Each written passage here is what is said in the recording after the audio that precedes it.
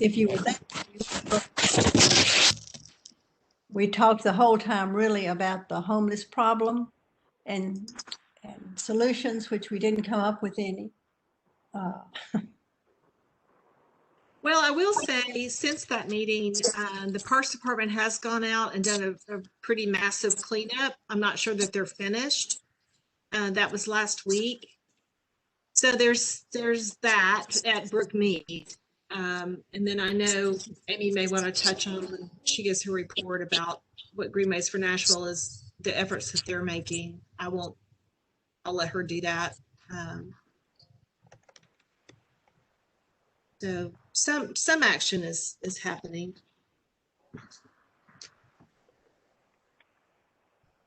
All right. Well, is everybody read it? If someone who has read it would like to make a motion that we approve them. I move that we approve the minutes. Second. All in favor, say aye. Aye. Perfect. Great. I think we decided to go through the reports first. Sometimes we do it last, and they're very important. What the council's doing, what the mayor's office is doing, planning and public works are all helping us. And so we would like to have those reports first, if Kim, if that's okay with you. That's great. Okay. And we have Larry and Tanya in Berkeley on. And y'all just jump in. This is Berkeley. I'll just start by saying the capital spending plan just came out, and there are some infrastructure pieces in there that I think are helpful for parks, but I can't remember what they are. So if Tanya and Larry want to chime in, I'm going to go look for my email, and maybe I can add more in just a second. Yeah, I'll chime in. I was talking earlier. One thing they did was on the community center, the community center. I've been working on that for 3 years. I know it's a lean year, so I needed about 16 million to redo that community center and then all the amenities around it. They've agreed to give me about a little over 3 million to go ahead and start phase 1, which is the outside playground, parking lot, and then there's going to be walking trails like a small greenway in the back. There's about 17, 18 acres there. We're starting on that. But, we all know it's kind of a lean year, and there's other priorities like these metro schools and things of that nature. I have not spoke with the mayor's office yet about solidifying those plans on the community center. And also, as y'all know, every year we have that 110 acres over by the river next to Crooked Branch Park.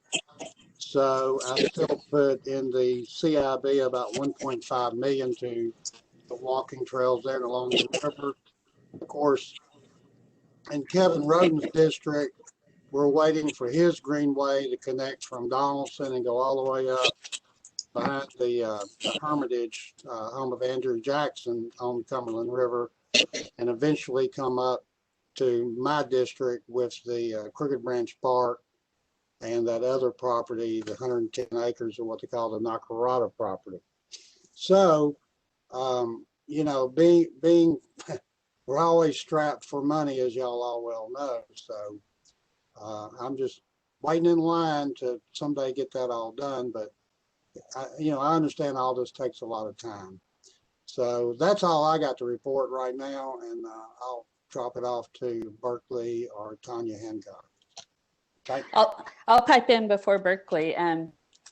We all want to connect to Kevin Roten's district, and as of now, we do not yet have the funding to build the greenway across, or build the pedestrian pathway across the river from his district to mine, connecting Stones River Greenway to Pewar Park, but that is still my biggest dream.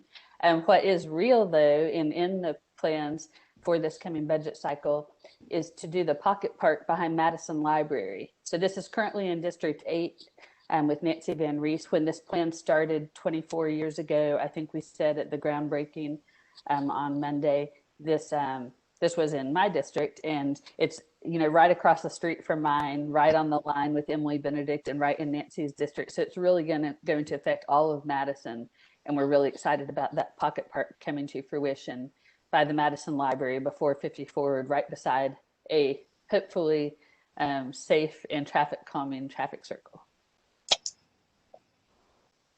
And this is Berkeley. I'll jump back in. And just in general, 17 million is going to greenways, bikeways, including the Charlotte Corridor Rail and Trail Greenway prioritized in the Nashville Plan to Play strategy. So that was the other thing that I was remembering that we specifically had happen. Good news. Will you say that again, Berkeley? Please.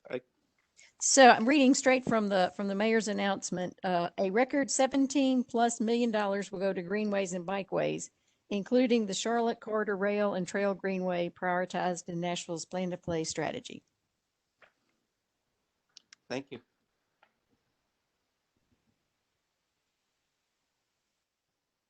Hey, Ann, I'm sorry, but you're muted.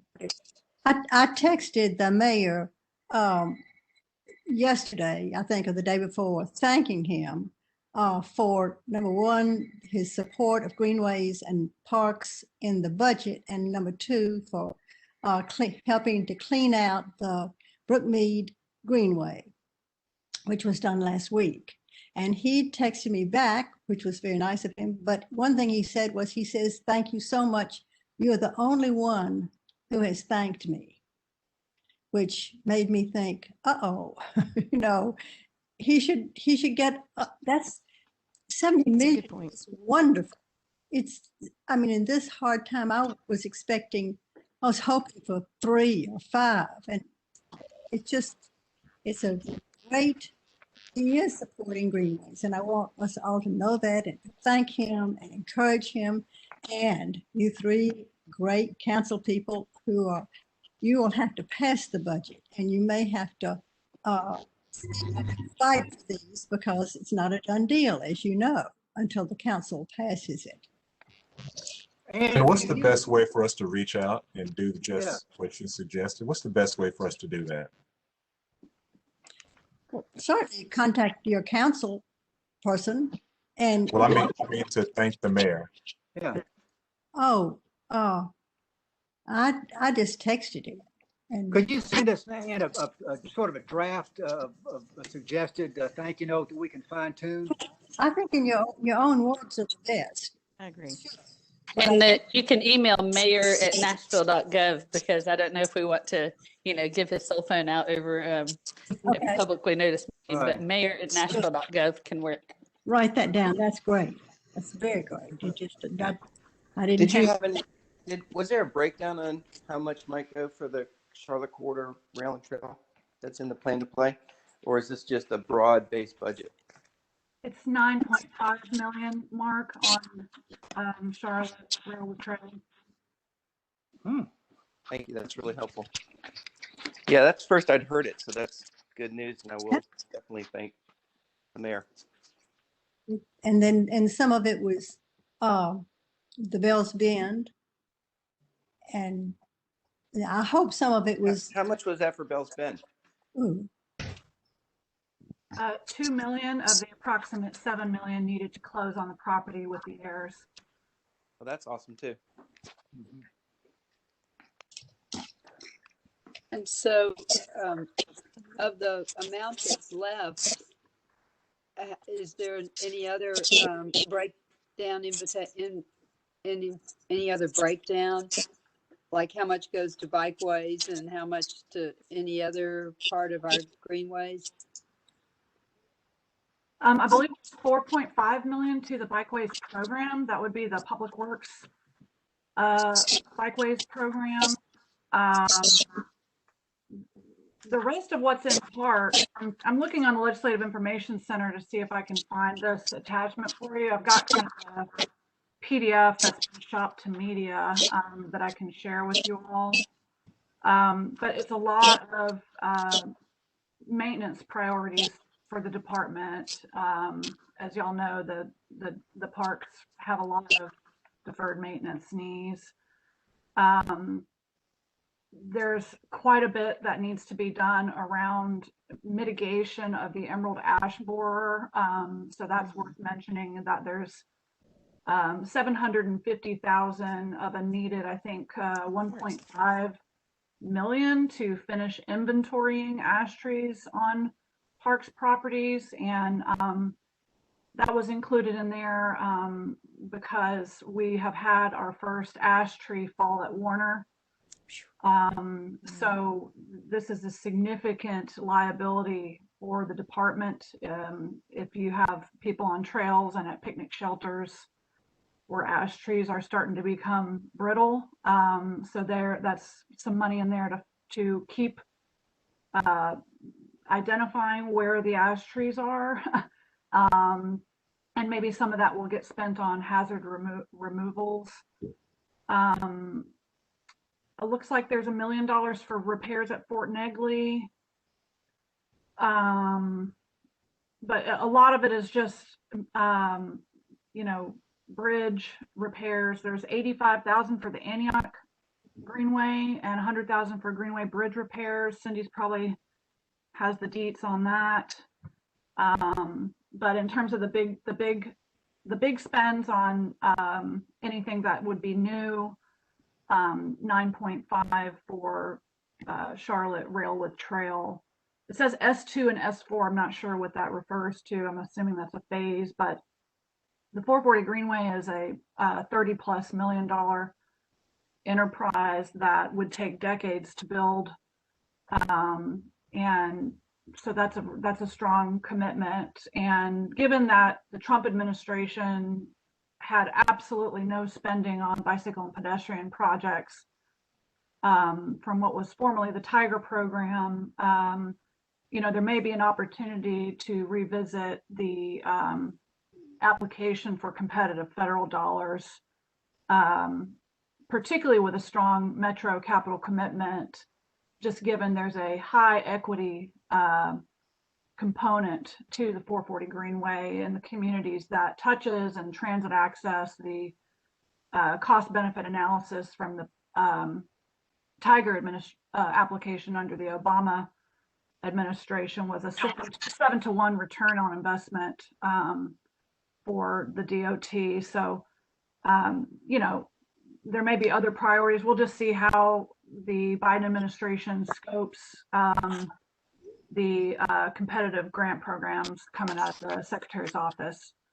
I think Pete Buttigieg will get it, won't he? He's a mayor. I think he will. There's also conversations going on around a Jefferson Street cap project, and I've heard Secretary Buttigieg talking a lot about communities of color that were bifurcated by interstate highway construction. So if there's a spending program around that, then I think the mayor has a strong interest in doing something big for North Nashville. Of course, the conversation around doing a park cap would inevitably, I think, need to be accompanied by strategies for mitigation of displacement, as the housing prices would inevitably go up as a result of that investment. It's true. That's smart to think about that. Yeah, it's exciting to have potential federal participation in some of these urban transportation and greenways projects, parks, and reconnection of neighborhoods, because it really has been absent for 4 years. So on the Bells Bend acquisition, it sounds like the Conservation Fund and the Nature Conservancy are at the table on finding a solution for that other $5 million. I think because the Great American Outdoors Act passed, the Land and Water Conservation Fund should be getting some, money into it, and those dollars, I believe, would flow down through TDEC. So I think TNC thinks that maybe, if they acquire and hold on to the property, that there could be an opportunity to apply for some funds from that for reimbursement. I had a walk with Terry Cook, and he seemed fairly positive about using that conservation, the Great American Outdoors Fund to do something like that. That's Yeah, I great would news. say the family is interested in a short sale. As you know, it was listed, during the fall and, before the holidays.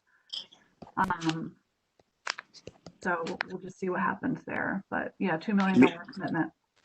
Meaning they'd like to close quickly? A couple of the heirs, I think I've mentioned on one of these calls previously, are in poor health. All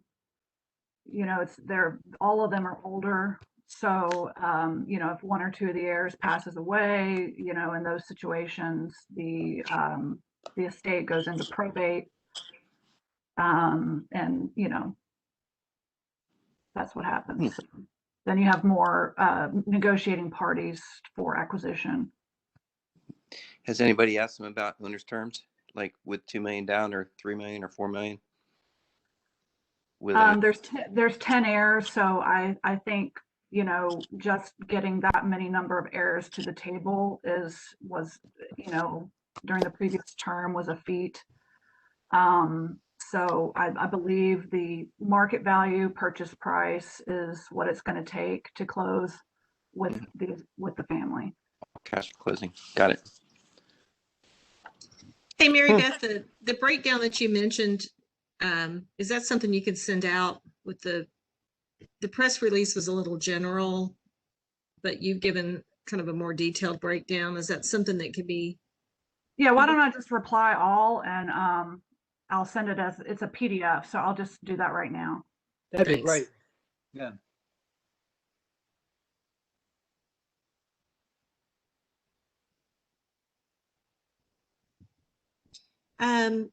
Hey, Miranda and Jason, you guys got some things to update us on? Hi, can you hear me? This is Miranda. Hi, Miranda. Hi. As far as planning, I don't have updates from planning other than we are getting ready to kick off the Vision Zero action plan that's been in the works for the past year.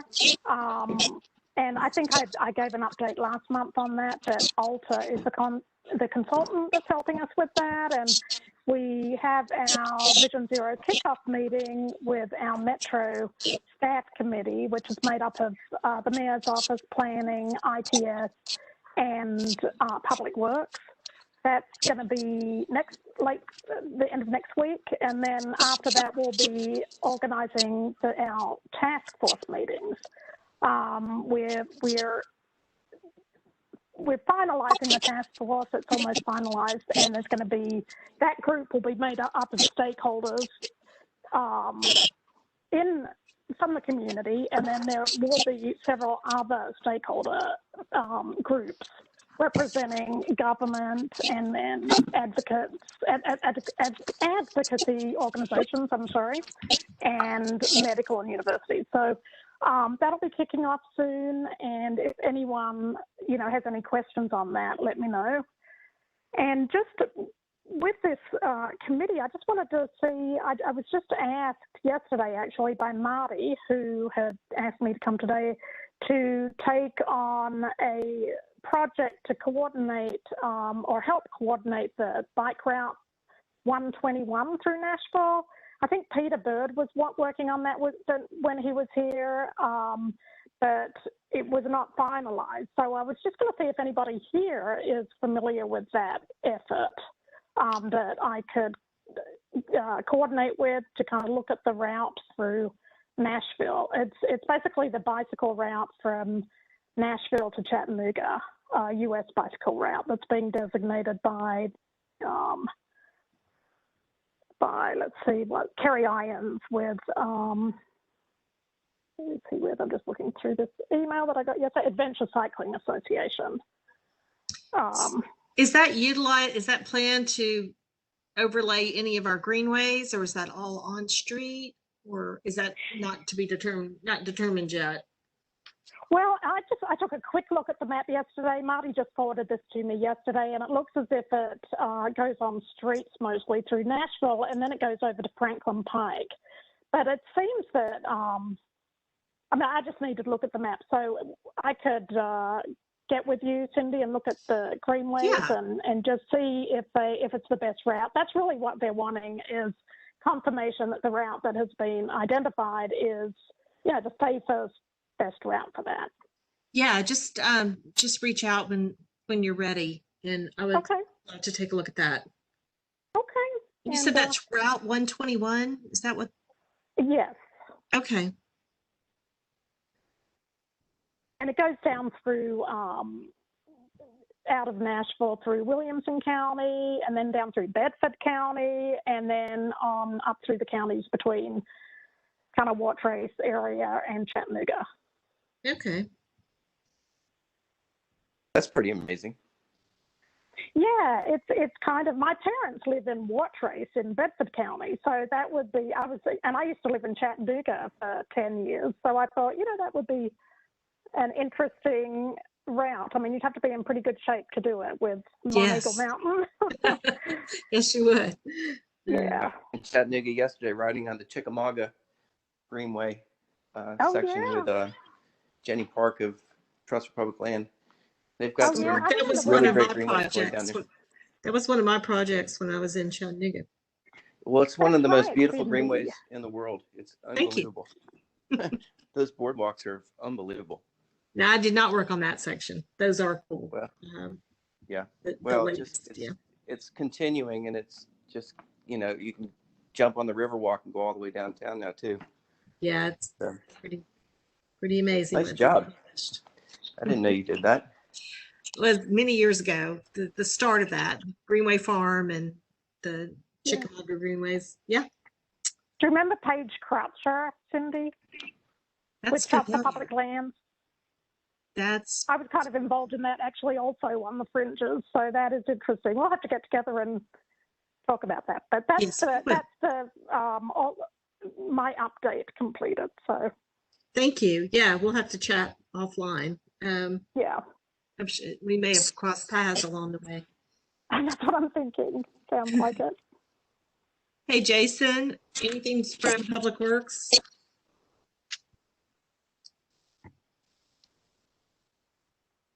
Jason may have had to hop off. Tom Palco?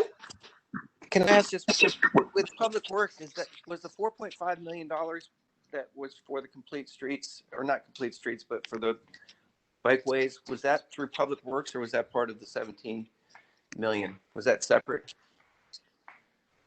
I'm hoping that what Mary Beth is going to send will shed some light on that. Yeah, I think it's Public Works. That's what I was thinking. I thought Berkeley had said that. I just sent y'all the PDF. Yeah, that's awesome. Thank you. Thank you.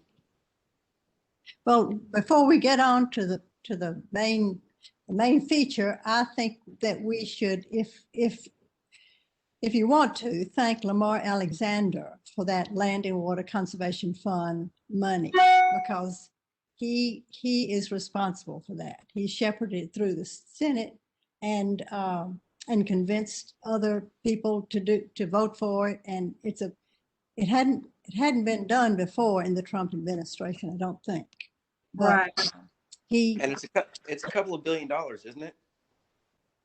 Yeah, I think so. I'm not sure how much would flow down to Tennessee, but whatever the grant source is at TDEC can be used for urban parks. So, in the attachment I just sent, you're not going to see it under the bikeways under Public Works. They've got it kind of organized in a way that it's married up with the spending priorities in the transportation plan that went in front of council in December. So it's in a category related to that, and it's 4.5 for bikeways. But I can't imagine that wouldn't be implemented or administered by the Public Works Department.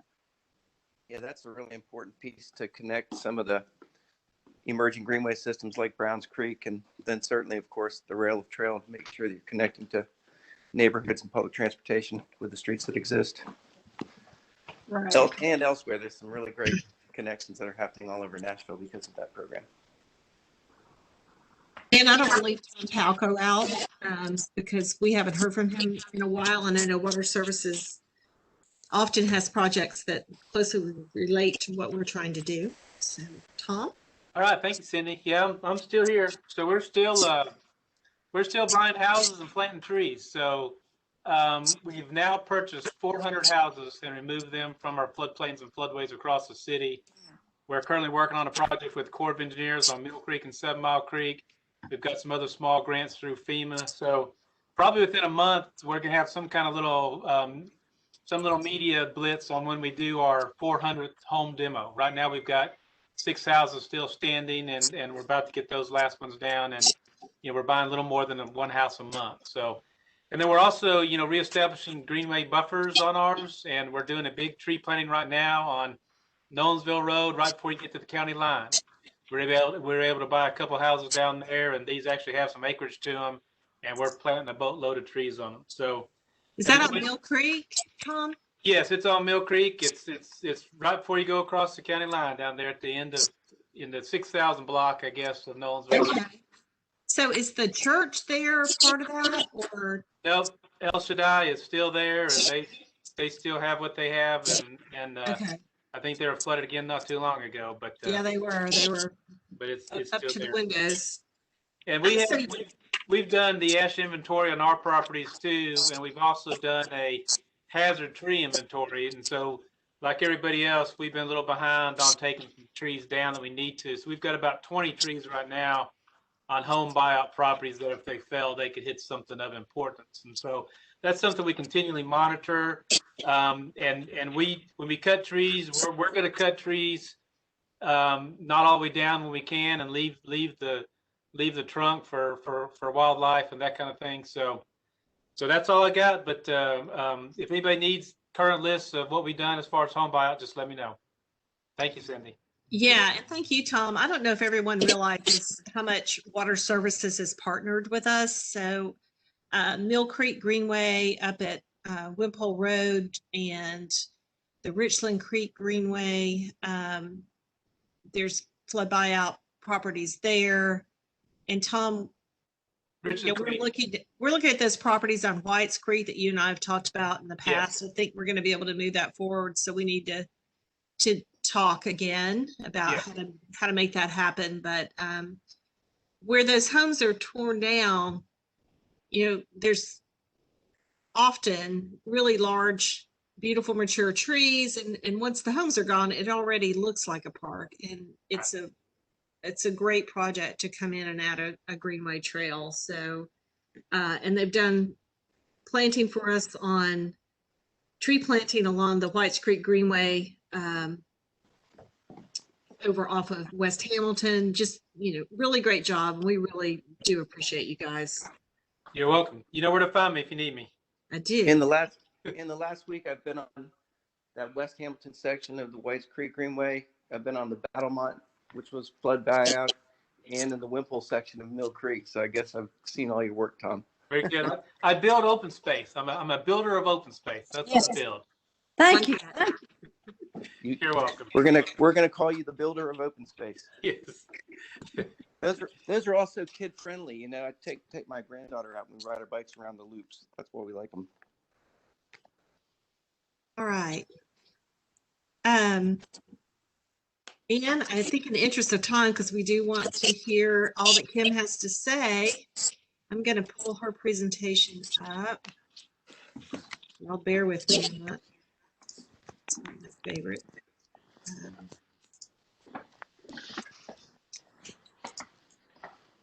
Sorry, Kim. I think it's gotten buried here, so bear with me.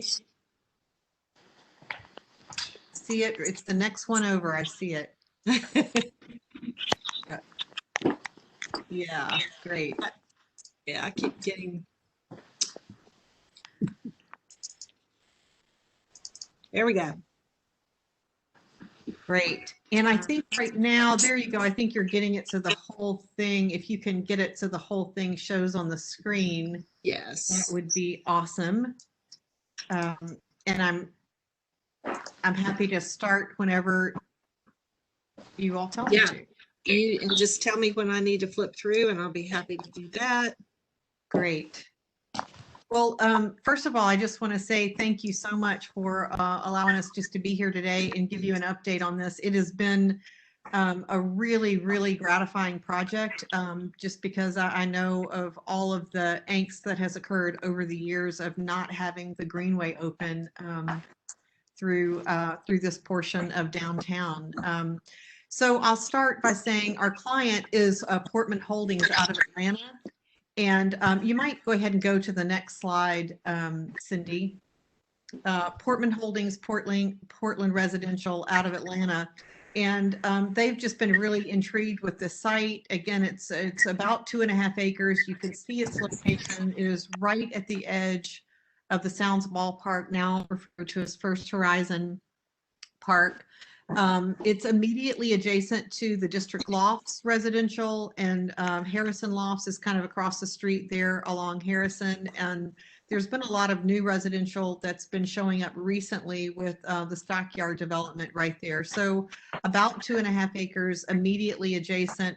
And next slide just kind of shows you what, as we look at this site, it is in the middle of everything. So this is our 1/4 mile walking radius from the site, and you see it touches from the Cumberland River to Bicentennial Mall, basically from Germantown to the downtown loop. So it is really well placed, but most importantly, I think for all of you, and I think for me, is the idea that it sits right along what is supposed to be the Cumberland River Greenway, or the sorry, Cindy, I always say it wrong. The City Central Greenway that will eventually form the big loop. Right.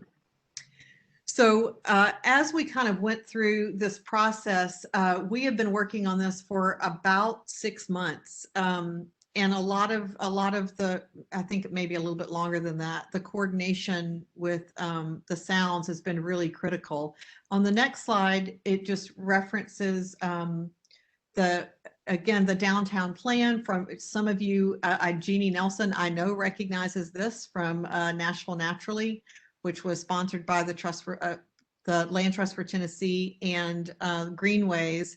And again, this was kind of an idea now 10 years ago of how downtown should come together. And of course, this link was a really important part of that. So you see where the site is kind of in the middle of that link for our downtown greenway and open space. And then to the next slide, Cindy, I think I mentioned Portland Holdings are out of Atlanta. They are very familiar and have done development along the Atlanta Beltline, have been just so enthused about the way that the city of Atlanta and the broader region have reacted to the Beltline. And when they saw this land, they just couldn't figure out why on earth anyone in Nashville wouldn't want this, and to be able to engage and really provide those active uses along the Greenway, so that the Greenway provides us so much more recreation, entertainment, you know, the place to go. So why wouldn't they? You're right. Why wouldn't they? And so as we go to the next slide, we'll get into a little bit more of the detail. Next slide just shows, again, overall that relationship. And I think that aerial is really important too. By the way, I don't want to get us off topic, but I will tell you that the state land that occurs right there where the Greenway terminates at the Cumberland River, that T intersection, that state land between 2nd Avenue and the river has just gone for sale. So that will be a really critical piece, because it has the Riverfront Greenway along its entire eastern edge, and it has the City Central Greenway cutting through the middle of it. So that might be something that you all, as the Greenways Commission, will want to just be aware of and keep an eye out for that. I think it's highly coveted right now as a parcel. So the next slide, we'll get into a few more of those details. From the very beginning of this, there was a lot of conversation with First Horizon Park and with the wards. And I think the persistence of the guys at Portman Holdings just were saying the only way this really works is the whole thing that we're excited about is being on the Greenway, and it doesn't really work if the Greenway is not open. And so there was a lot of discussion and a lot of working through details for how to allow the entire Greenway to be open from 3rd to 5th. So it might be a little bit hard to see, but that entire blue area is the area that is officially part of the First Horizon Park. The yellow area that's highlighted, that 7,320 square feet, that's part of the property that this development is on. But the agreement that has been made with First Horizon Park and with the wards is that this property, this developer will relocate the existing fence to put it right at the back of the concourse where you see that dashed line, the dashed orange line. It is completely relocating the fence that's at the termination of 4th to get it moved back so that it's right along the concourse, and shifting that fence out so that that entire area that you see in blue then becomes part of the permanently opened Greenway.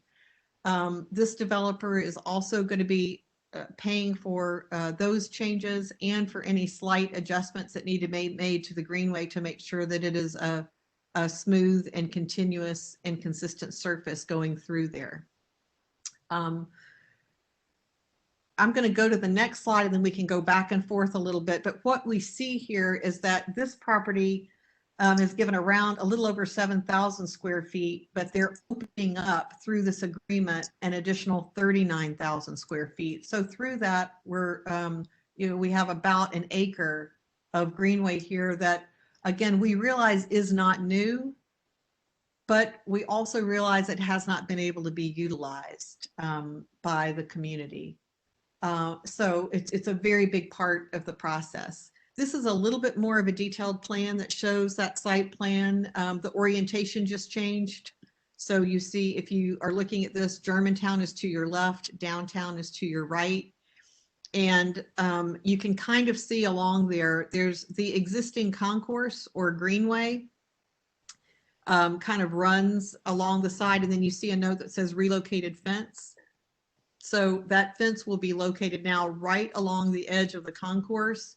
And then a separate Greenway, new Greenway, that is 12 feet wide as a minimum will come across that facade. And then all of that land will be developed within there as open, engaging plaza, the idea of bike and scooter parking along there. And so that will continue all the way through from 3rd Avenue with this kind of parallel path because, again, as we know, the First Horizon Park was not able to be open a lot of times because that concourse was actually a part of the ballpark concourse. So this allows it to be permanently open and goes through. And I have not shown the detail on the other side, but it's just the idea that that path then ties in with some of that existing Greenway that was already built but not open so that we could get that path to go all the way through. And it's pretty amazing because we went to the Newhoff and did a field trip, Kim, with Jim Irwin and saw all the retail that he's placing along the Greenway. So you almost get like a trail-oriented retail district. Yeah, we really a walkable retail district. That is absolutely true, Mark. I love that you're talking about that because that's what I really think. This is truly, just as Newhoff will be, this is truly trail-oriented development. Everything about this whole site is focusing on the Greenway and the activation and engagement that provides. And we believe that will provide a lot more engagement, not just for Freddie O'Connell's district, which I think you all know Freddie has been advocating for this to go all the way through since the beginning. Again, since 2015 is when this opened. So I think we're all very much anticipating it. And the idea that we do provide exactly what you're talking about, Mark, and what I know many on this commission have talked about for some time, but almost like a string of pearls so that there are these active engaging nodes all the way along the Greenway.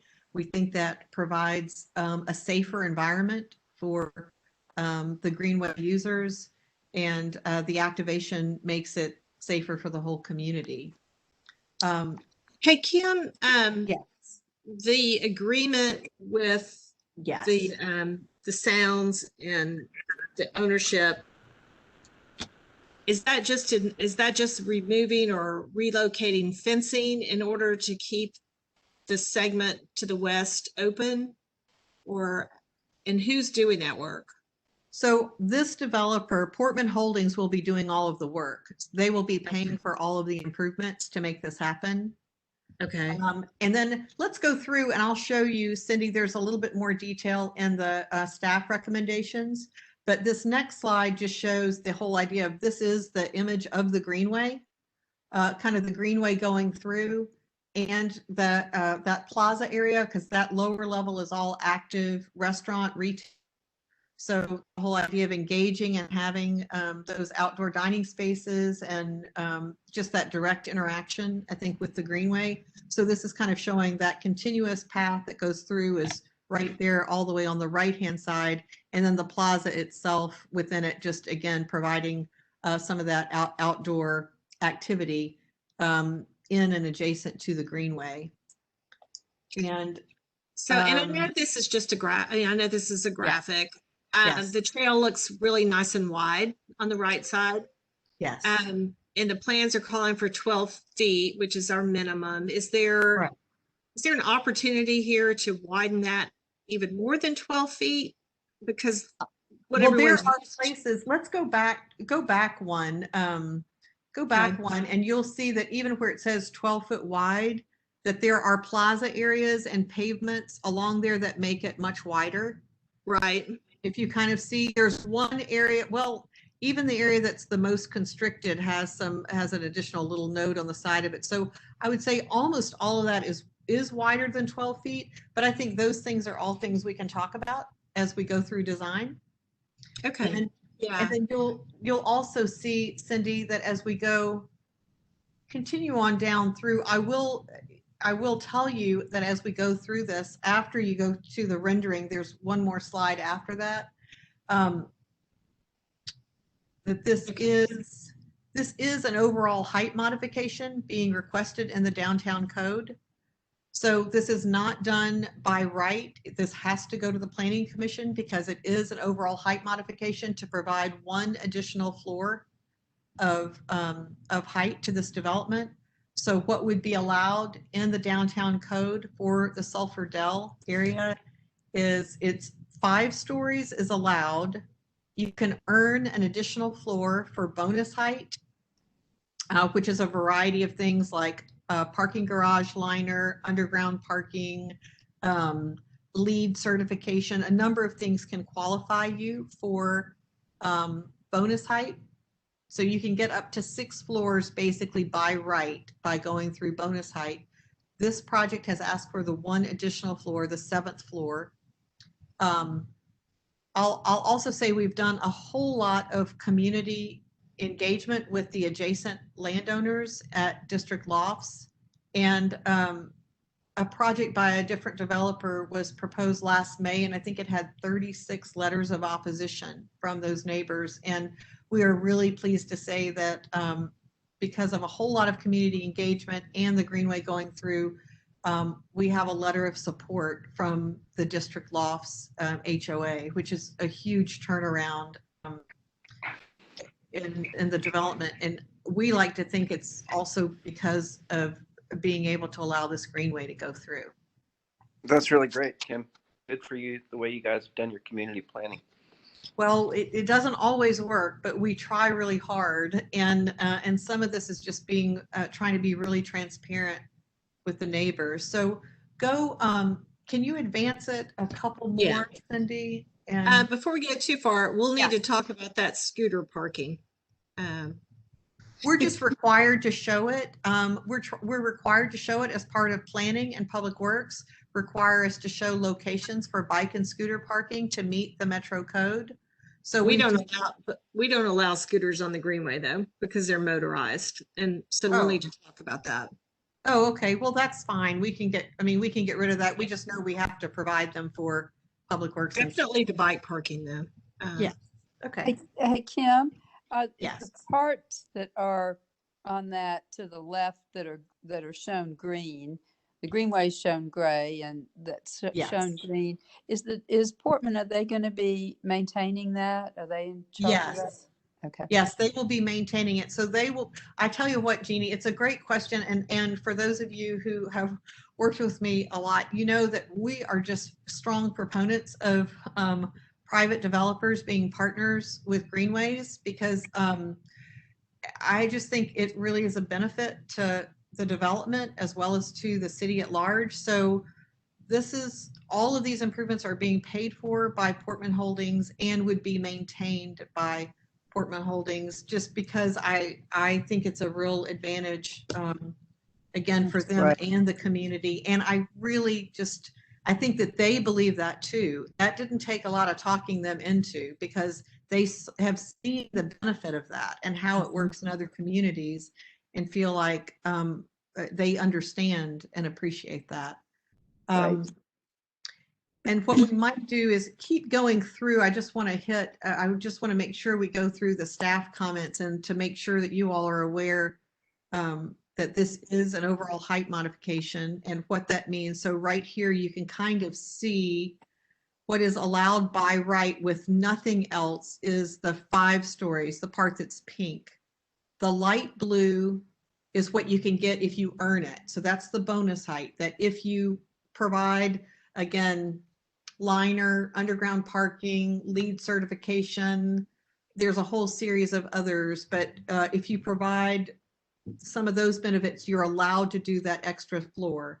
We are receiving that 7th floor, and that's what this is called, an overall height modification. This property actually used so much, accomplished so much more bonus height that you see in gray. If we had received the bonus height, we would have been able to go that high. But again, you're only allowed to go up to a maximum of 7 here. So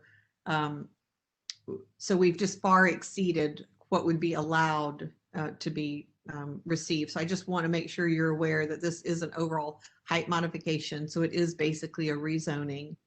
And then the last image, or the next image, has a lot of words in it. But what I want, keep going one more. And this just has the staff recommendation language. And so we've highlighted for you here what that language is, and the conditions is probably the most important part, Cindy, if you go down to those conditions. So we had a lot of those conversations with Eric Hammer, with Metro Planning. And so you'll see that those conditions include that improvements need to be built to the Metro Parks and Greenway standards and comply with all agreements and approvals of the Metro Parks Board required to build and accept the Greenway.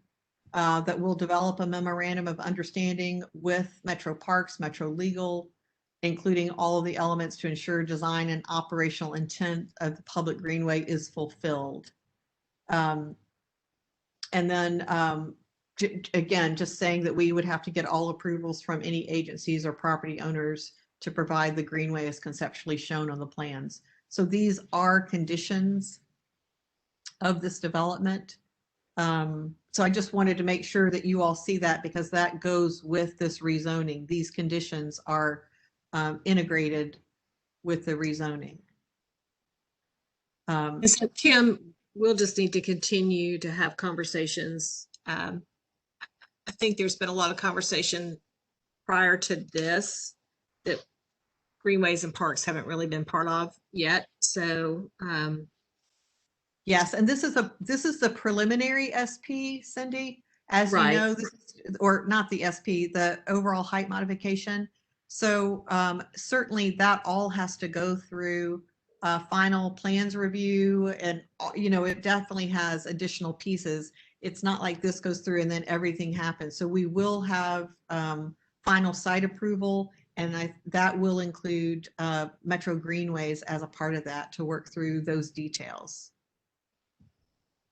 Absolutely. We really look forward to that. Yes, us too. Thank you. I'm happy to answer any other questions that I can. on this. So any of you all, any questions, anything you want me to go back and show? Maybe that one graphic that had the most detail might be helpful for conversation. This is Kim. Can you talk about how 5 years from now, if this group decides they want to put up fences or something, I mean, what's the mechanism to? Oh, yeah, they would not be able to because of all those conditions that are written into the SP. Written into the overall height modification. I'm the one that messed up Berkeley by mentioning SP because it is a height modification, but gotcha. These conditions all are consistent and go with the property. So that relationship of making sure that the Greenway connection and all of those improvements comply with all of the agreements and approvals of Metro Parks and Greenways and the Metro Parks Board. We understand it's that this whole relationship between First Horizon Park and Greenways and Metro Legal is all quite complicated. So we have included Metro Legal in there as well. So it is an undertaking to go through this with all of these entities, but we, again, this developer is absolutely intent on it, and we were just really thrilled to be able to participate in it. Yeah, I mean, I think it's a great solution to something that's been driving a lot of people crazy for years. So I know. I think I've sent, I probably, along with many of you, I have probably sent so many emails to various mayors through the years and council persons and everything else about trying to get this open. I just think it's going to add so much because right now it's kind of, if you've been over to this particular area, it's a pretty dead area and it feels pretty isolated and it doesn't feel very safe right now, just because of that. Yeah. Anybody else? Questions, comments, thoughts, concerns? I think it sounds just unbelievably good. Really, I keep looking at this and also thinking, just flipping back to a comment that Cindy made about can it be wider? Because I just this whole competition between walkers and bikers and and we know that of course a lot of places do a bike something on the side of the greenways, and we're not really designed out as a city to do that. So I just I think that's a good thought, Cindy. Kim, do you have drawings yet to share or soon on the existing ticketing gates and how those, especially the one there at the end of 4th, how that be worked so that the trail, you don't have to have a ticket basically to access the trail? That you can kind of see even in this, right at the where that kind of what I'm going to call it brown mauve color ends. You see the gate, the whole gate will be moved. Okay. From where it is right now, right as you end 4th, it will move up to be adjacent to the concourse. Okay. So it allows that whole termination of 4th also to kind of be a plaza so that the Greenway path can come through and go across, and all of that would no longer be fenced. That was what I was referring to, that 39,000 square feet. It opens up that entire area between 3rd and 5th as open space and Greenway again. So other things that we'll want to talk with you about will be signage and lighting and those kinds of things, especially lighting, site furniture, things that we don't always have on a normal or more typical remote Greenway. And we'll have those conversations, but. Absolutely. That sounds, this is a, as you all know, this overall height modification is really the first step. So everything that we've done so far is very conceptual because we don't get into more detailed drawings until the developer knows that he is able to proceed with the development. So that would be, the timing would be perfect, Cindy, as this starts to move forward and hopefully gets approved. Yeah. And architectural details, if you can see my cursor, in these areas where it's tight, we'll be interested in that, how that relates to the Greenway. Yeah, and so you can see we don't have a lot of space between that edge of the fence and the building. It's all very tight. So again, I think we could definitely have the 12 feet. We may be able to eke out a little bit more in there where we've kind of shown it, but there's not a lot of space. But we will absolutely, the goal is to activate those edges per some of those views, and to make sure, because we want it active and engaged as well. Just adding a comment. This is Amy with Greenways for Nashville, and Kim, obviously, as a personal supporter of Greenways, and all of you all are. And I want to echo what Kim said, that from a constituent standpoint, this is one of the, as it stands now, being closed so much, is one of the biggest problem areas along the existing constructed system. And we hear about it all the time, and, you know, pull together those reports and package them for Cindy from time to time.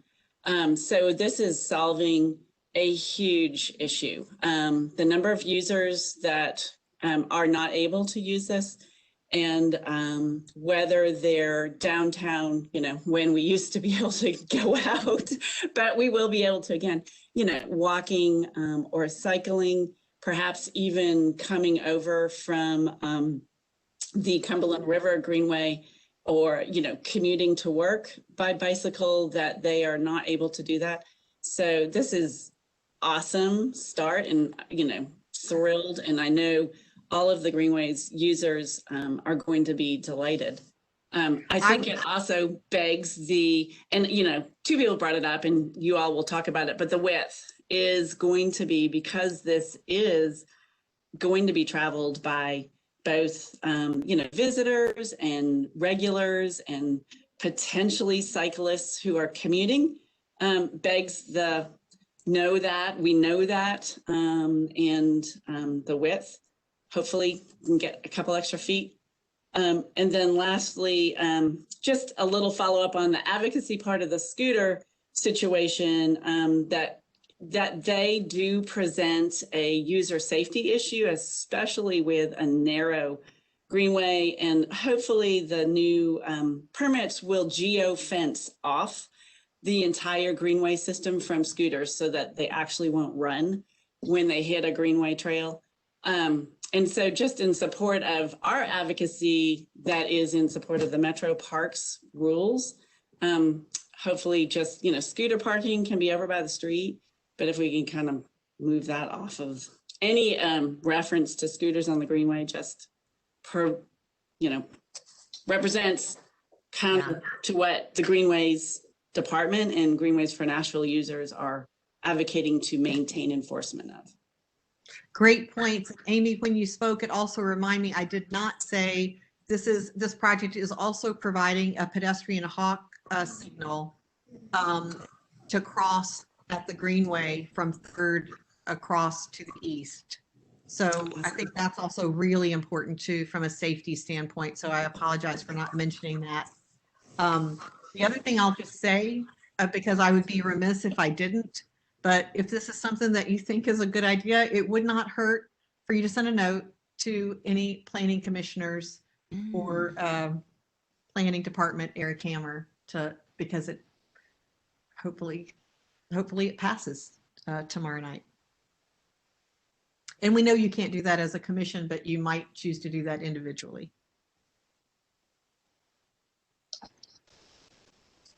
Thank you. Yeah, thank you, Kim. We really appreciate the presentation. Great. I'm glad to be here. Thanks for the note, Cindy. Absolutely. If this passes through, we will, of course, be continuing conversations. Thank you. Thanks, Kim. Yay. Jeannie, we still have Amy's report. I don't want to forget that because I tucked her at the end.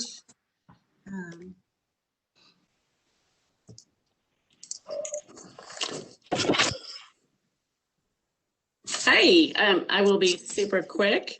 On my notes, just reporting on what Greenways for Nashville is working on, among other things. Totally unrelated, planning on the 15th annual Richland Creek Run. No surprise, it will be virtual. We did it virtual last year and had great success. So we're really excited. We're not excited about being virtual, but we are excited about that community effort in that it's really a friends raiser. It is a fundraiser as well. The Wilson Group has signed on as our lead sponsor again, and we hope to get 400, 500 people in April or May. We'll get the scheduling all worked out to go out and find your 5 miles. It's a walk run, and it's Greenway awareness, and it benefits the entire system through donations to Greenways for Nashville.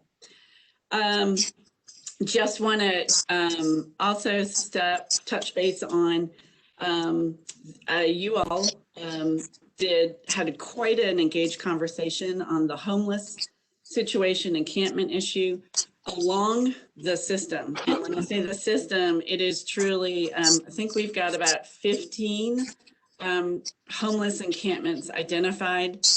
We've got some mapping. We are going to, the Greenways for Nashville Board Advocacy Group is going to have a conversation with Judith Tackett actually later today. And find out how, or hopefully learn how we can be proactive in both her success to aid in the increasing homeless population in our city, but to also protect the greenways and remove some of the, or ideally all of them, but we have some very, very large encampments. Brookmead, Cumberland River Greenways. So we are doing something in that behalf, but it's at this point learning and sharing the enormity of the impact, the acres and acres of Greenway that have people living on them right now.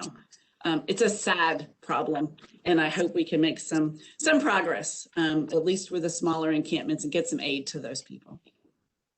I think lastly, and I want to be very nonpartisan on, we will be Greenways for Nashville speaking, just revealing a misstatement on a mailer that many of you received.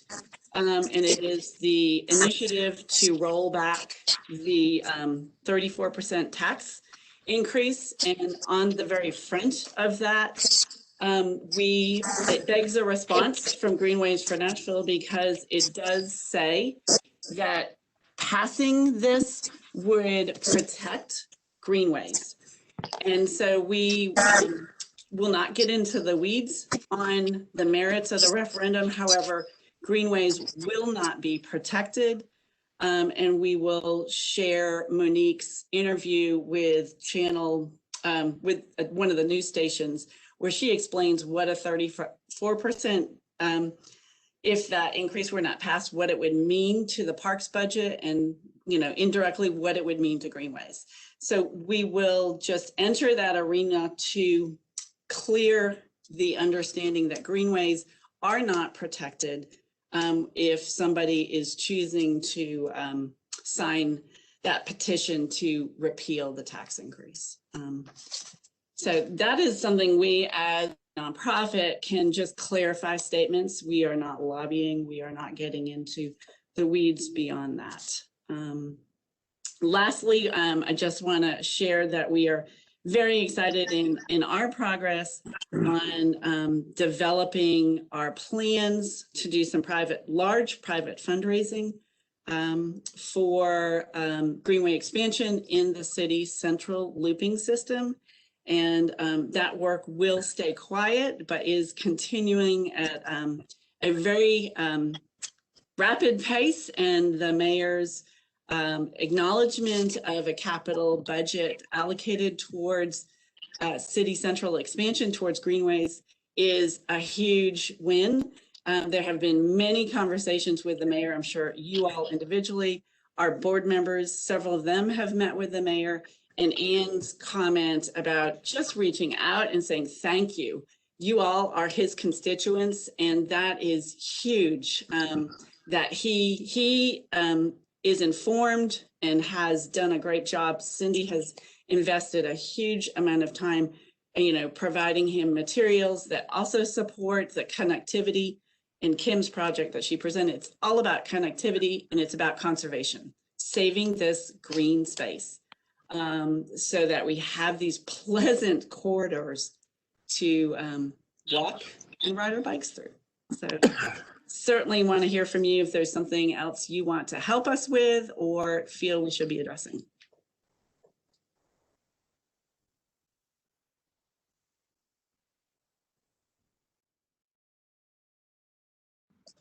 Any questions? Anybody else want to say anything? We're going to finish early. I thank you all for being very efficient. I have a copy of the mailer that Amy referenced. Well, good. I got one, and it has they're asking people to sign a petition around no portion of a publicly owned park, greenway, or other real property shall be transferred or conveyed without 31 votes of council. All transfers of interest in real property shall be at fair market value based on an appraisal. Public referendum shall be required for transfers of interest in publicly owned properties valued over $5 million and for leases exceeding 20 years. I don't know, is that aimed at eminent domain potentially, or is that aimed at the short sale of like public properties for budget purposes? They're very specific to parks and greenways, so I thought it might be a dig at eminent domain for making trail connections potentially. So, Mary Beth, good question. And I think we do have some team members doing some research on what already is and what does that mean. I think we're going to dial back our message to the simpler approaches of at the very top, where it says, support this rescission of the increase and that you are protecting greenways. It's very challenging to understand exactly what they're talking about there. And I don't want to get into, we're not experts, and I feel like there will be others within Metro and Metro Legal, et cetera, who can dissect that particular number 5. I'm gonna stay at the top of the top left because it's too complicated. And I think it would be an argument that would quickly get sidetracked into a whole lot of spin. And so for our purposes, we're not diving in that deep. We're going on the top line that you're protecting greenways with a 35.4% tax rescission. You're not. So, okay. Is this a new push for a referendum for another vote? Yes, and the mail piece, Mark, like it has blank spaces for your signature and to mail it back to these people. So I guess there's some folks in Metro trying to figure out how well funded this is and how much support there is. So, I think if y'all hear anything, try to get that, up to folks, in the administration in our office. But Bob Cooper was under the impression that they hadn't taken care of whatever they needed to that resulted in Metro winning in court last time. So hopefully, but appreciate the response, Amy, because it does mention call out Parks and Greenways specifically on the mail piece. So Yeah, I don't want to get, because we are not, equipped, nor do we have the knowledge. But when you put Greenways on the front cover of your mailer, you're getting an answer. Yeah, and it's the exact same cover as last time. It is a rerun, and it says the same thing about Greenways. We chose to stay quiet last time because we dismissed it as I inaccurately dismissed it as not be able to get traction. Well, it got traction. So I don't want to make that mistake twice as it pertains to Greenways. It is, if you read it and you're a Greenway supporter and you just read the first two sentences, you're signing it because of course you want to protect Greenways. But actually, it would be the opposite. If you had bigger cut, we certainly would not get $17 million. There would be nothing for Greenways and nothing or not as much for education or the police or anything else. I mean, this budget was made possible because of that increase. And it also says only 3% increase forever. That's nuts. I mean, it really is crazy that they think this is a good thing. I can't imagine. It's kind of a testament to the popularity of Greenways that they throw in that it's not going to hurt Greenways. It's sort of a backhanded compliment, really. It's totally, you think here's the most popular park asset and they're using it inaccurately to market their initiative. So it is a testament to the success of the program. And, paper, what do they say? Ink is cheap. So, we've got to respond. We have to respond, and I hope we can do so publicly. And we're supposed to, we're the Greenways Commission, and we are supposed to stand up for Greenways. And this is just a terrible idea. So we'll have a social media post, the Greenways for Nashville will have a very clear, simple social media post in the next couple of days. If you all would just, that's a real easy way to dispel perhaps something, and we'll refer people to more detail, with a primary source. Our primary source is a lovely interview by Monique back in August, where she just point blank says, without this increase, the parks budget will be devastated. So that's pretty clear. Mm-hmm. Yeah, that sounds like a good approach. I mean, it looks to me like it's just so obvious that they're pointing to, the potential of getting rid of the park in front of the library and at Fort Negley, and those are the two things that appeal to a lot of the people that they think they're going to. Mm. But I think, so I think you're approaching it right, but that's my gut instinct. So. Okay. Thank you all for coming. If there's nothing else, thank you. We can adjourn. Thank you all very much for participating. Thank you all. Thanks, everybody. Thanks, everyone. Bye.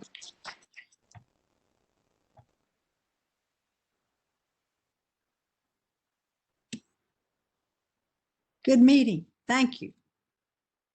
Thank you, Amy. Good report. Thank you, Don Trey. See you at Hooray. See you at 2:30. Right. And I will say this at 2:30, Amy, but I did talk with Jim Bryson, and the state parks do not have a homeless problem, even in city